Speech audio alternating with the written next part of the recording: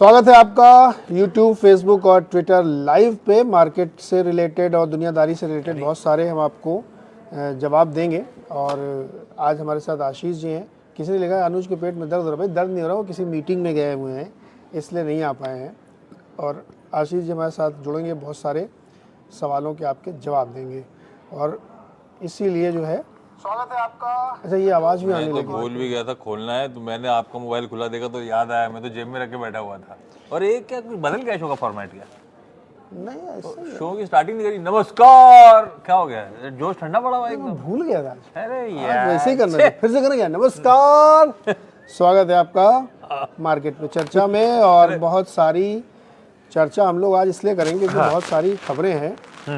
जैसे एक बहुत धमाकेदार लिस्टिंग हुई है। मैं तो उसी बात करने मन कर रहा है। मैनकाइंड 30% ऊपर है। आपके पास होता तो आप क्या करते?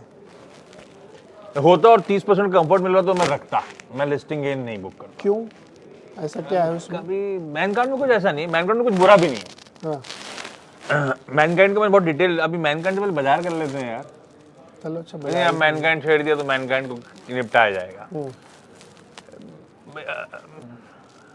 अपना क्या है, लिस्टिंग जिसने जिस मेंटालिटी से लगाया उसका वैसा लिस्टिंग। आई डाउट किसी ने लिस्टिंग इनके लगाया होगा, क्योंकि आखिरी दिन तक QIP का कोटा तो आया ही नहीं था, रिटेल अंडर सब्सक्राइब था। तो सच बोलना कि लिस्टिंग इनके लगाया नहीं था। लिस्टिंग इन तो मिल रहा है।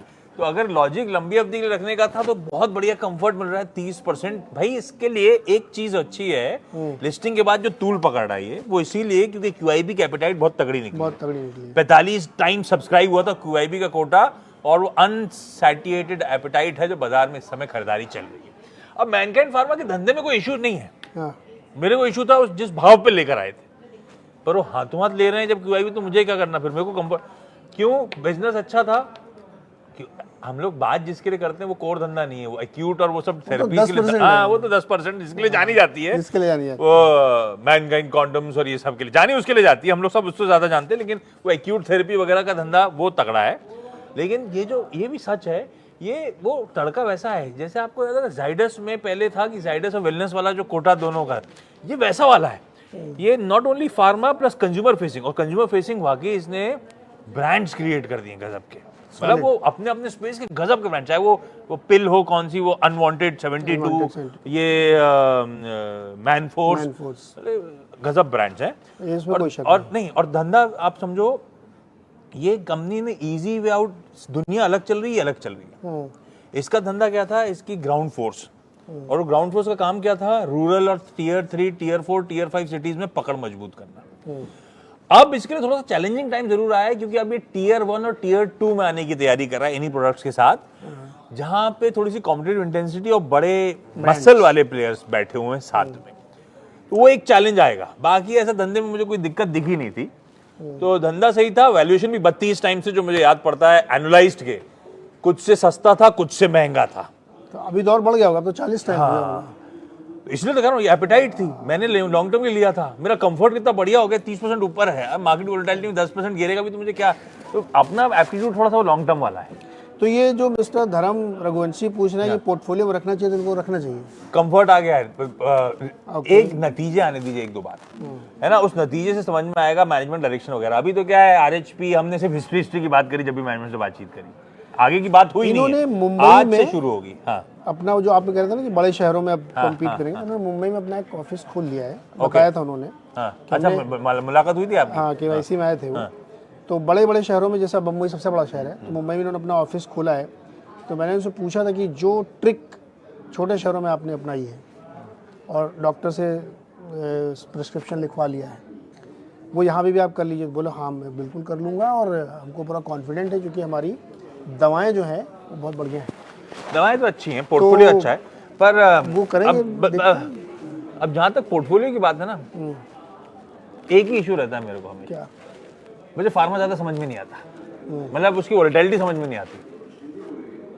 तब कहाँ से क्या आम तो मेरे, अगर मैं पोर्टफोलियो, हमारा तो अगर म्यूचुअल फंड करता है तो जो करता है, अगर मैं अपना पोर्टफोलियो कंस्ट्रक्ट कर रहा होता तो मुझे फार्मा को लेकर आज भी, मैं फार्मा से ज़्यादा हॉस्पिटल्स को लेकर, टेरिटरी को लेकर, वैल्यूएशन को लेकर कंफर्ट रहता है। मुझे पता है, इनका पता ही नहीं चलता। हालांकि इसके साथ वो USFD वाली टंटे हैं नहीं बहुत ज़्यादा। हाँ, इसके साथ लकीली नहीं है, क्योंकि ये तो डोमेस्टिक वाला धंधा है पूरा। पर फिर भी फार्मा पोर्टफोलियो में रखने का मन हो तो बात अलग है, लॉन्ग टर्म के लिया था, नहीं मन था, सिर्फ सट्टा कर रहा था कि यार ले लेते हैं 30% मिल रहा है तो निकल जाओ लेके। तो नहीं, ये आपका कॉल है। देखो जितने रिटेलर थे ना, उनकी बाई लक, उनको 2 लाख का माल मिल गया, लॉटरी लगी, 30% के हिसाब से 60,000 रुपए कमाई हो रही है आज। बन गया, पार्टी बनती है भाई साहब, सारे रिटेलर पार्टी कर रहे होंगे, जितना मांगा उतना मिला। हाँ, पूरा भरा ही नहीं ना, क्योंकि 0.97 रिटेल का भरा था। मस्त पार्टी करेंगे। चलो खैर, इसमें फिर आप लोग जो है आपका पैसे रखिए और मार्केट न्यू हाई की तरफ 60,000 बन गए यार, मैं तो 2 लाख है। और अगर घर के 4 अकाउंट में लगाओ तो ओह माय गॉड, लाखों मुर्गियां होंगी, करोड़ों अंडे होंगे।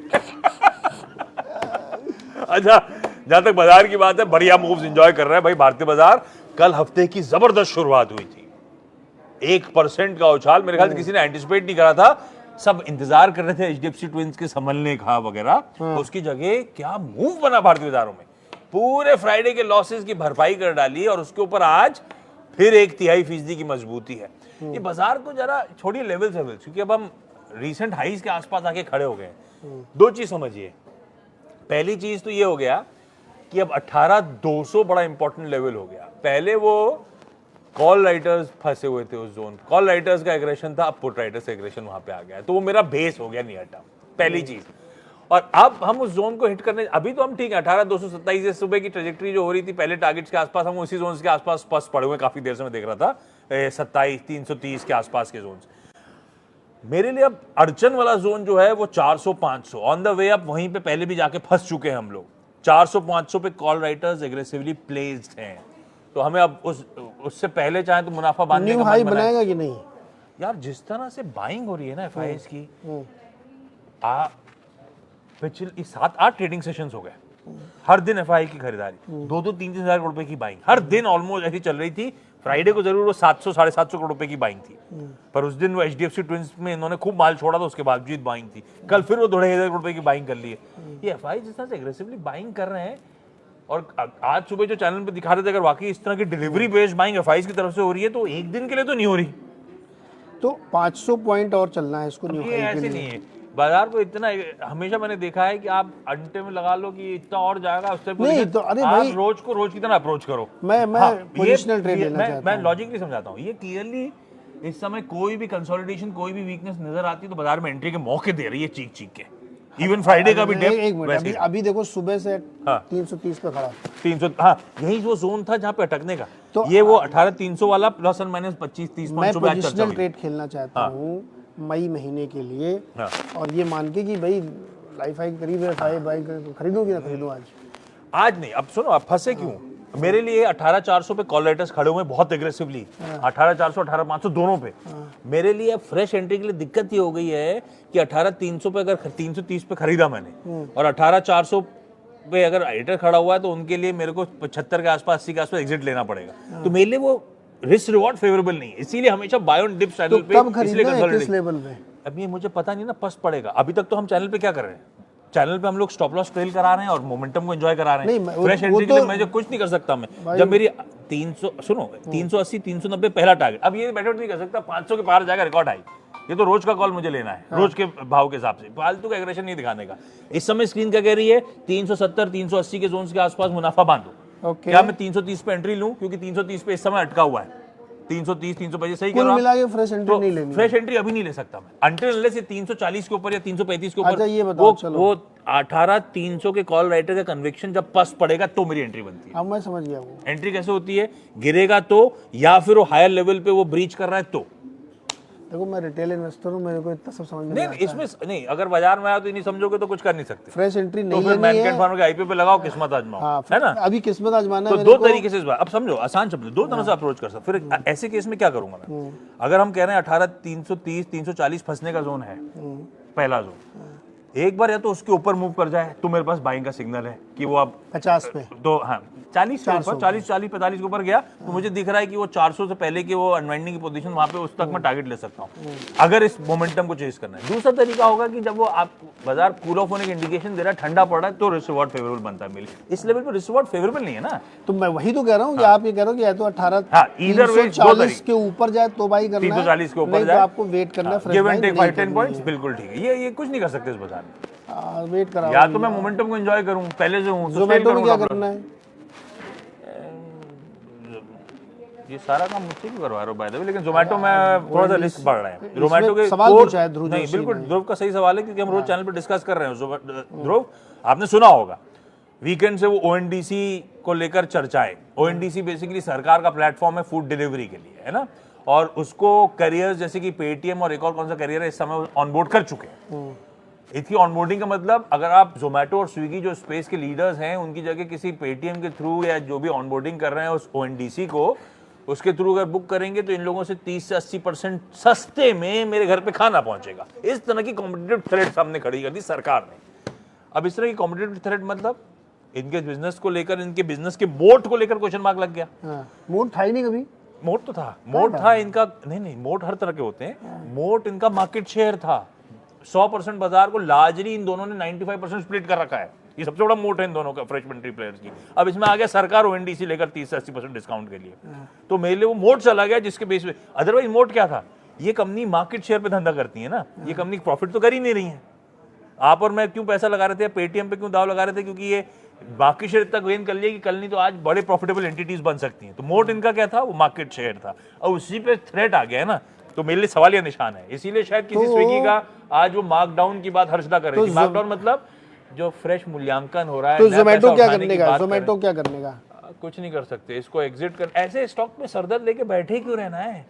जो पहले से बैठे हुए आईपीओ में लेके बैठे वो क्या कराएं? आईपीओ में तो यार 72 रुपए में लिया था, 130 गया था, बेचा नहीं है अभी तो 50 60 63 रुपए। नहीं 60 के ऊपर है, 63 है ना, 63। क्या करने का है? इतने साल रुके थे, एक साल हो गया, 1.5 साल हो गए। ये लो भैया, मेरे का लॉजिकली स्टॉप लॉस लगा लो, लॉजिकली स्टॉप लॉस लगा लो भाई साहब। इसमें भी फ्रेश क्योंकि अभी तक लकीली 2 दिन से देख रहा हूँ पिटा नहीं है जोमेटो। अच्छा एक परसों खबर आई थी, कल जोमेटो के आधा 1% गिरा था ज्यादा से ज्यादा, आज भी ऐसे ही कुछ है। तो अभी तक इस खबर के चलते बहुत बड़ा पैनिक सेलिंग नहीं आई है। तो अपन क्या करें, लग रहा है पैनिक सेलिंग आ सकती है, स्टॉप लॉस लगा के बैठ जाए। इसमें 2 बातें आपने की, नई एंट्री नहीं करनी है। नई एंट्री कैसे करूं, थोड़ा थ्रेड आ गया है। स्टॉप लॉस लगा के खड़े रहने का, बेचने का। अभी तीसरा एक और है, एक रीट का आईपीओ खुला हुआ है। इसमें क्या करने का है? नेक्सस, आज हमने देखा अखबार में फुल पेज ऐड छपा हुआ बनता है यार, 3200 करोड़ को उठाने आया तो ऐड मैनकाइंड ने नहीं दिया था कि 4000 करोड़ पे। इसमें क्या करने का है? रीट में कैसे बनता है भाई, ये तो बताओ पहले। कसम बाय गॉड, इसका रीट कैसा है मैंने नहीं पढ़ा, नहीं तो मैं अभी लिंक कर चुका था डिटेल में, लेकिन मैं कर डालूंगा। अब पहली बात, रीट में पैसा कैसे बनता है। रीट्स क्या होते हैं? रियल एस्टेट इन्वेस्टमेंट ट्रस्ट, जैसे इंफ्रा इन्वेस्टमेंट ट्रस्ट, ये 2 अलग अलग इन्वेस्टमेंट ट्रस्ट को सेबी ने मंजूरी दे रही। अब इसके केस में क्या है, मेरे पास, मैं इसका स्पॉन्सर हूं, आई एम अ ब्लैकस्टोन। ये असल में नेक्सस जो है ब्लैकस्टोन का एंटिटी है। ब्लैकस्टोन के पास बहुत तगड़ा रियल एस्टेट का पोर्टफोलियो है इस देश का। इस जो नेक्सस के पोर्टफोलियो में उसने क्या करा, कुछ अपने एसेट्स को ट्रांसफर कर दिया। इन एसेट्स में बहुत डिटेल में नहीं पढ़ा हुआ है, जितना मेरे काम का टीवी का था मैंने पढ़ रखा है। इस एसेट्स में लार्जली इनका मॉल का पोर्टफोलियो डाला गया। इसके अलावा एक आध होटल और वो बहुत मिनिस्क्यूल्स है। ये लार्जली हिंदुस्तान के रिटेल प्ले के तौर पे इन्होंने प्रेजेंट करा हुआ है। तो अगर हमें रिटेल पे बुलिशनेस है तो ये आपके लिए पोर्टफोलियो। अब इन्होंने वो एसेट जो ट्रांसफर कर दिए हैं वो रेंट यील्डिंग एसेट्स हैं। मॉल पोर्टफोलियो, आप और मेरी दुकान खुली हुई है, हम रेंट देते हैं, कुछ कैश फ्लोज वहां से आते रहते हैं, है ना। ओके, हम और आप अफोर्ड तो कर नहीं सकते किसी मॉल में दुकान खरीद के किराए पे चढ़ा दें, मतलब उसके किराए में भागीदार, मतलब म्यूचुअल फंड टाइप है। हम उसके किराए के भागीदार हैं। अब उससे जो फ्लोज आ रहे होंगे उसमें से कुछ मैनेजमेंट फीस के तौर पे वो रखेंगे, जैसे कि म्यूचुअल फंड भी करता है मैनेजमेंट फीस के लिए, और बाकी जो फ्लोज आ रहे हैं वो डिविडेंड के तौर पे डिस्बर्स करते हैं। कितना रेंटल यील्ड होगा कमर्शियल? इसका नहीं पता मुझे, लेकिन 7, 7.5, 4, 8 ऐसे करके अलग अलग होते हैं। 7, 7.5 क्या तो होने चाहिए, इसका नहीं पता मैंने। रेंटल यील्ड कितना है क्योंकि अपन ने इसका नहीं पढ़ा हुआ है। कमर्शियल है ना, रेजिडेंशियल में आपको 2.5 मिलता है, 3%। मिल सकता है, कमर्शियल में इतना मिलता है। अब इसका, अब ये सब बॉलपार्क कुछ चीजें बताई हैं, कुछ चीजें मैंने नहीं पढ़ रखी। पढ़ी होती तो मैं आपके सामने प्रेजेंट कर चुका था डिटेल में, लेकिन ये कहानी है इसके रेट की। ये इसमें लगाने का पैसा होते हैं ना, अल्ट्रा एचएनआईज, इनके लिए तो बहुत अच्छा है। अभी रिटेल पे आता हूँ मैं। एचएनआई डायरेक्ट मॉल में जाके 2 दुकान खरीद लेगा, वो रीट क्यों खरीदेगा यार? 2 दुकान नहीं, ये आप अनलॉक करना मुश्किल है, कुछ नहीं। इसमें आप लिस्टेड है, अनलॉक करना इजी है। रेंटल यील्ड्स की इंतजार कर रहे थे, वो आपको मिलता है। तो मैं मेरे एक HNI का पोर्टफोलियो में क्या क्या होता है, मेरे पास फिक्स इनकम एसेट्स भी होते हैं, उस फिक्स इनकम एसेट को सब्स्टिट्यूट मिल गया मुझे ये रेंटल यील्ड्स का एक्सपोजर। इसमें ब्लैकस्टोन है, इसमें बहुत बड़े प्लेयर्स हैं जो आजकल बड़े इंटरेस्टिंग एसेट लेकर आए हैं। इसमें रिस्क क्या है? इसमें रिस्क है लेवरेज का। आपने 17 मॉल 14 मॉल जितने भी हैं इनके, उन सारे मॉल्स को लिया है, सारे मॉल से रेंटल यील्ड अच्छा होना चाहिए, तभी एवरेज यील्ड अच्छी आएगी। नहीं, अब मैं बताता हूँ, मैं 2 करोड़ रुपए की दुकान खरीदूंगा कोई सबसे अच्छे मॉल में, उसका रेंट यील्ड ले लूंगा। 2 करोड़ वाले आदमी हो ना, तो यही HNI तो आप और रिटेल और HNI में फर्क पड़ गया। अब रिटेल के लिए क्या है, अगर आशीष वर्मा कल को डाइवर्सिफाई करना चाहता था और अगर होता पैसा तो मैं करता, अब इसमें करता नहीं करता बात अलग है, लेकिन एक रीट्स का ब्यूटीफुल पोर्टफोलियो, वो आपका एक वो इक्विटी कम फिक्स इनकम जो तड़का है ना, वो ब्यूटीफुल तड़का ये देता है आपको।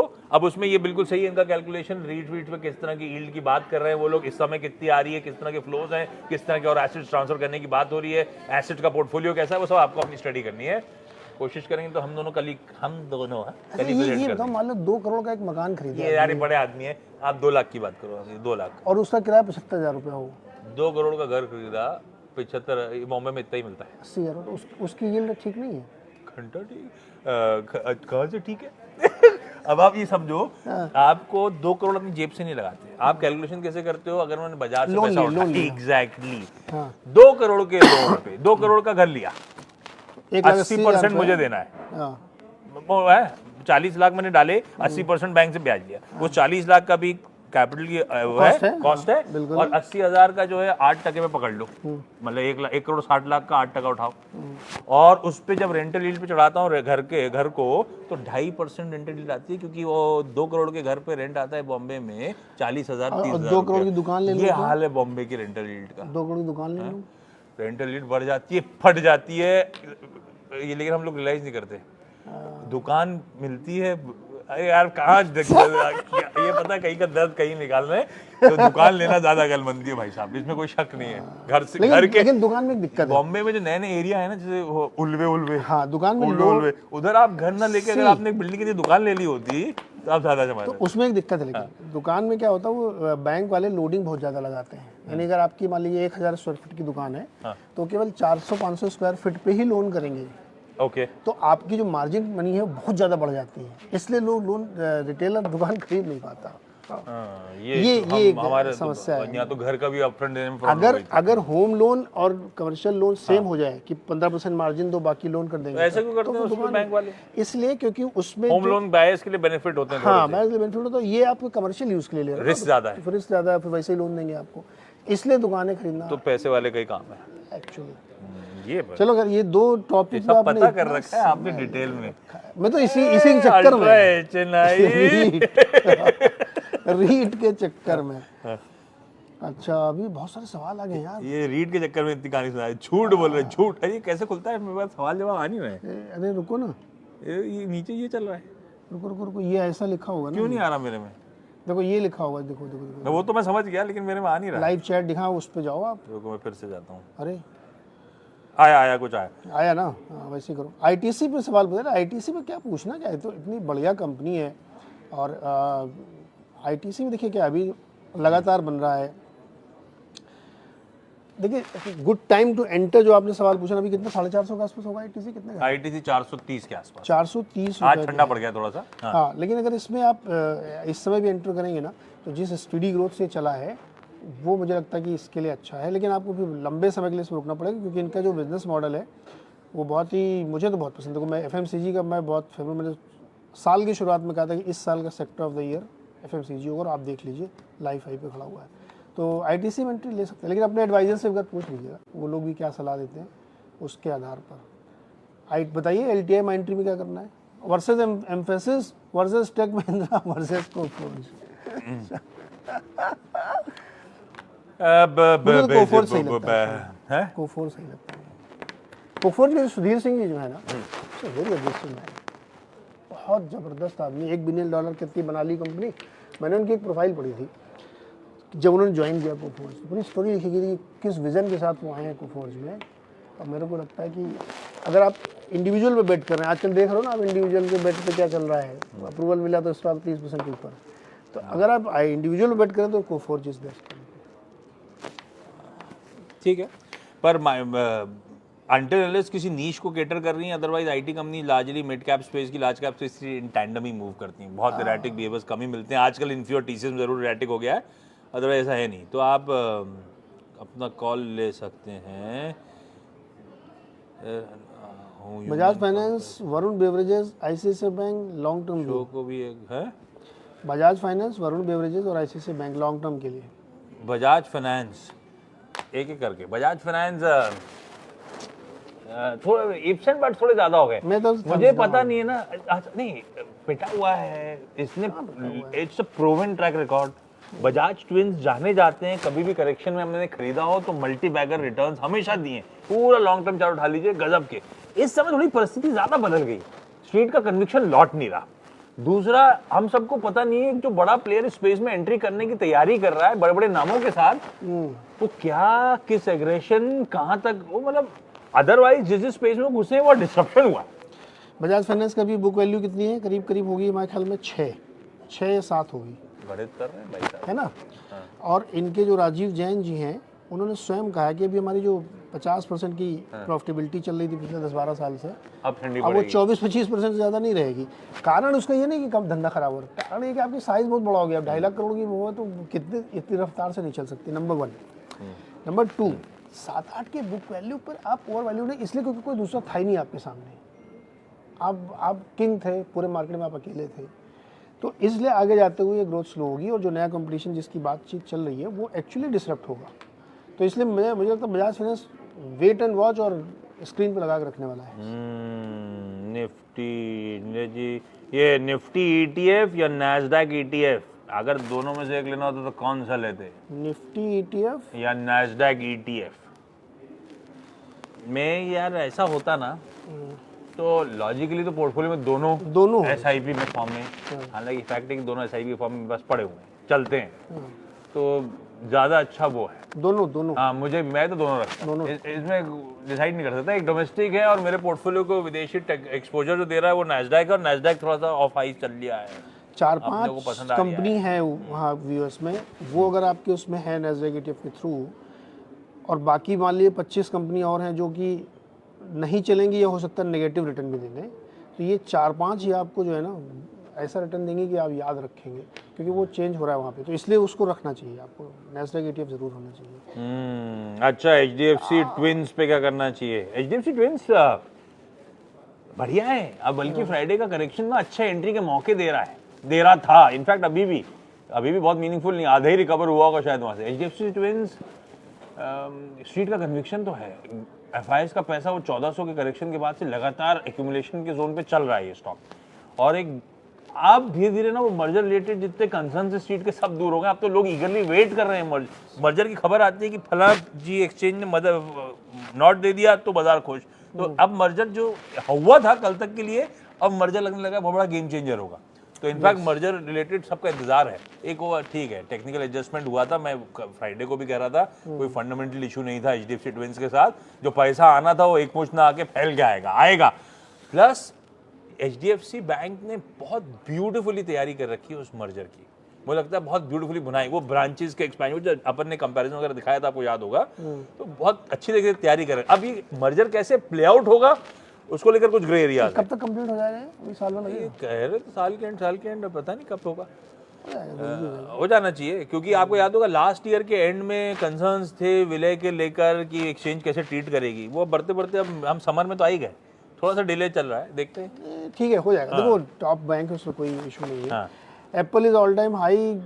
देखो भाई, मैं तो एप्पल को बहुत अच्छी कंपनी मानता हूँ, कंपनी बहुत अच्छी मानता हूँ, प्रोडक्ट बहुत महंगे हैं उसके, मैं यूज़ नहीं करता हूँ, लेकिन कंपनी बहुत शानदार है। और जिस तरीके से वो इनोवेशन करें, एक हम लोगों ने चर्चा की थी कि घड़ी लेके आने वाले हैं, पता नहीं क्या, बहुत विशेष टाइप की घड़ी ना, अरे बताया था मैंने कि वो, अरे मैं कहाँ था क्या, अरे आप ही थे, मैंने 7 बजे शो में बताया था कि वो कुछ शुगर लेवल और पता नहीं क्या क्या, बहुत सारी चीज़ें एक साथ ट्रैक करेगी आपकी।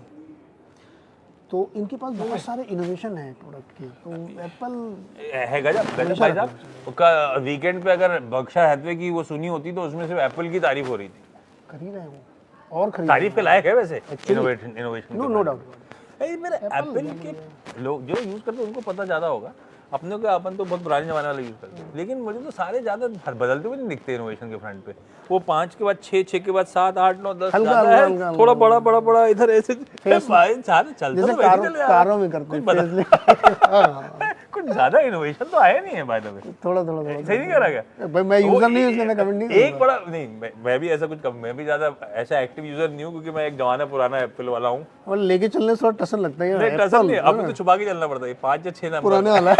14 चलने लगा बाजार में आजकल, तो अपने को भी ज्यादा पता नहीं, लेकिन ऐसी फील आया जैसे एक वो पहले इनका वो एप्पल मैक था, वो मैक कैसे डब्बा था और क्या ट्रांसफॉर्म हुआ था, उसके बाद से सब कुछ वहीं थमा हुआ है।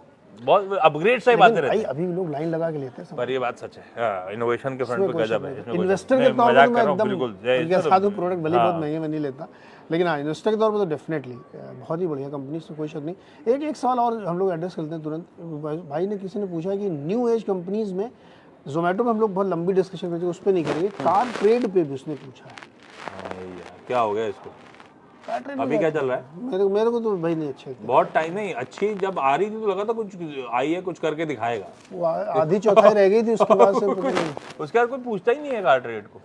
मैंने ट्राई भी किया। ये 1400-1600 रुपए का आईपीओ था अगर मैं सही हूँ तो, है ना? 400 पे चल रहा है यार। मैं इनको बहुत ट्राई कर रहा हूँ, केवाईसी में नहीं आ रहे हैं आजकल। नहीं बात ही नहीं हो रही है, पहले आते थे बकायदा, दिल लग गए इसके। एनटीपीसी, आर्टेमिस मेडिकेयर और आईओसी, इनमें से आईओसी मेरी पसंद की कंपनी मेरे सेक्टर की। मैं इस पर बहुत सारी पॉजिटिव खबरें आपको बता सकता हूँ, लेना आपकी इच्छा है। इसमें बहुत सारे हैं, जैसे इन्होंने एक अभी बताया कि अभी एक अलग कंपनी बनाएंगे। कौन सी? Artemis? IOC, Indian IOC, okay. एक अलग कंपनी बनाएंगे ये, वो 3-4 लाख करोड़ रुपए उसमें और लगाए जाएंगे। जो पूरा न्यू एनर्जी का बिजनेस है ना, वो उस कंपनी में आएगा। तो आईओसी, एनटीपीसी भी ऐसी कुछ तैयारी कर रहा है, और रिन्यूएबल कितना थ्रस्ट दे रहा है। एग्जैक्टली, बहुत बड़ा। और एनटीपीसी में बहुत सारे बड़े लोग इंटरेस्टेड भी हैं।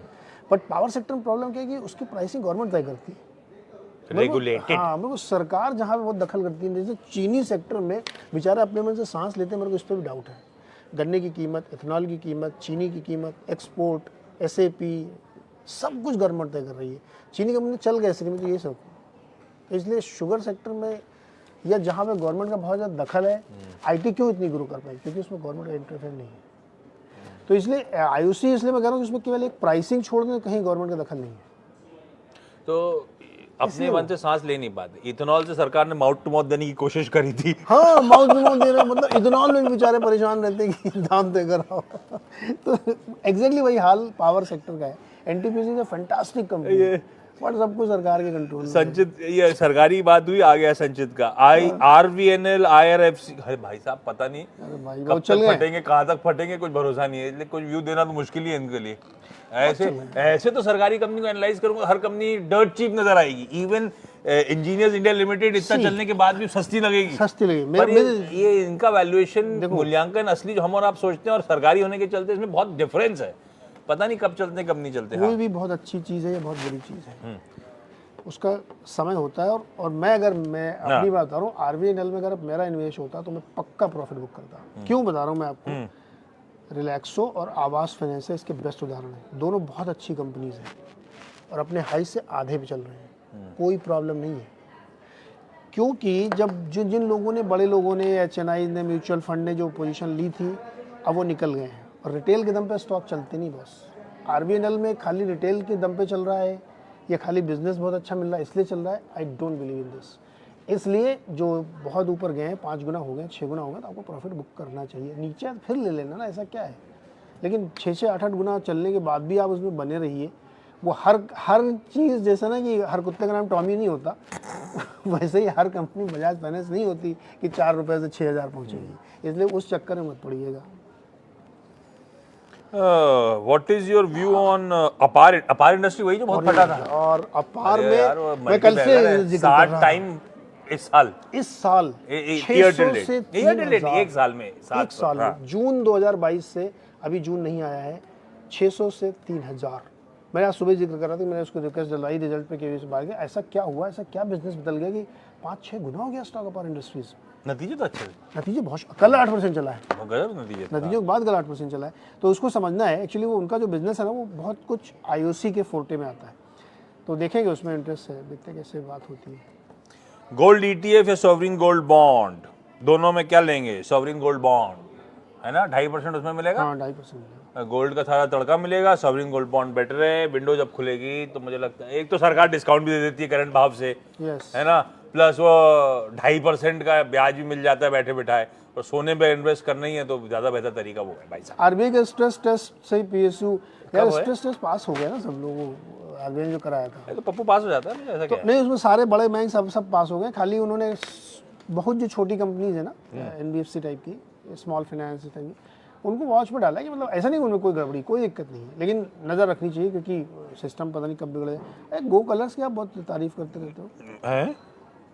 सवाल पूछा किसी ने ई मुद्रा और गो कलर्स लॉन्ग टर्म के लिए कैसे हैं? भाई गो कलर्स मैंने बहुत टाइम से, सिर्फ रिजल्ट की एनालिसिस बता देता हूँ, रिजल्ट तो बहुत अच्छे थे गो कलर्स, लेकिन मैंने बहुत टाइम से उसको फिर इन पर्सपेक्टिव रख के कंपेयर नहीं करा है। उस दिन तो TCNS वाली डील के दिन तो मैंने गो कलर्स टीम से हटा दिए डर के मारे, इस तरह की डील हुई थी है ना। तो एक्चुअली हमने डिस्कस करा था गो आज कैसा है TCNS? आज भी नीचे है। नहीं, पहले हरे में था, फिर लाल में चला गया 2-3%। अब वो सारा उसकी किस्मत चलेगी, आदित्य बिरला फैशन रिटेल जिस दिन ठीक हो जाएगा।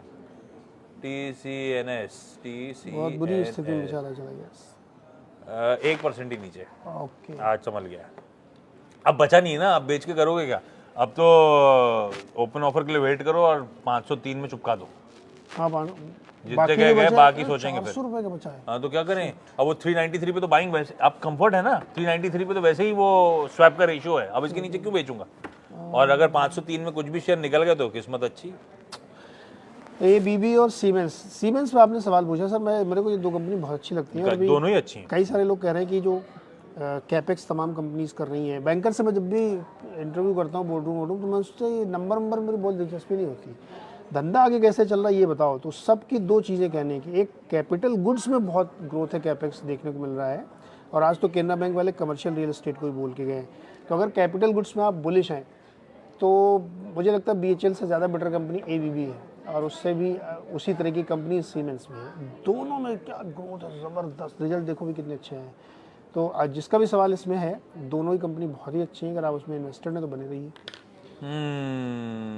ये आज कैसा, आवाज तो एक्स डिविडेंड हो गया है OFS में आए। अच्छा, ये Vikram Singh, if I buy OFS today will I be eligible for dividend? Vikram ji कल लेना था, आज कहानी खत्म।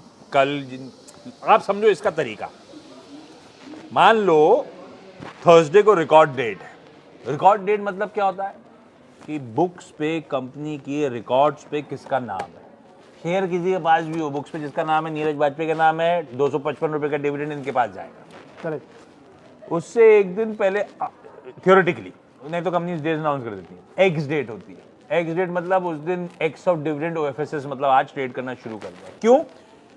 मैंने अगर एक्स डेट से पहले एक दिन पहले ले लिया तो T+2 चलता था हमारे यहाँ, T+2 के लिहाज से कंपनी बुक्स में मेरा नाम आ गया। अब डिविडेंड का गेम खत्म हो चुका है, बीच में जो ट्रेड करा वो एक्स खाती ट्रेड करेगा, मेरे को डिविडेंड जो मेरे पास आने ही नहीं, मैं क्यों करूंगा? ये तरीका होता है। तो एक्स डेट से पहले मुझे खरीद लेना है ताकि बुक्स पे नाम होगा। तो अभी कोई फायदा नहीं भाई साहब। हाँ, और फैक्ट TTML क्या करें? TTML तो मैं भाई नहीं पढ़ा मैंने। नहीं, ये तो सर्किट वाले गेम वाले छोड़ देने का। एक टाइम पे सर्किट चला था, फिर सर्किट गिरा। वैसे ही वो ड्रीम फोक्स का क्या करें? बहुत कार्ड वर्ड यूज करते हैं। हाँ, कार्ड वर्ड यूज करते हैं।